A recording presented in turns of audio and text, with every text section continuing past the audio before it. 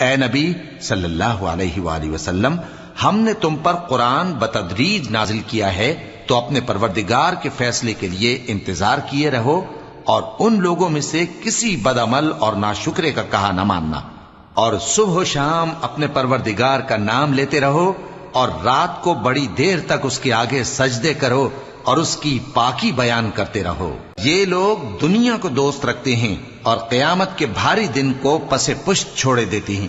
ہم نے ان کو پیدا کیا اور ان کے جوڑ جوڑ کو مضبوط بنایا، اور اگر ہم چاہیں تو ان کے بدلے انہی کی طرح اور لوگ لے آئیں۔ یہ قرآن تو نصیحت ہے، جو چاہے اپنے پروردگار کی طرف پہنچنے کا راستہ اختیار کر لے، اور تم کچھ بھی نہیں چاہ سکتے مگر جو اللہ کو منظور ہو۔ بے شک اللہ جاننے والا ہے، حکمت والا ہے۔ وہ جس کو چاہتا ہے اپنی رحمت میں داخل کر لیتا ہے، اور ظالموں کے لیے اس نے دکھ دینے والا عذاب تیار کر رکھا ہے۔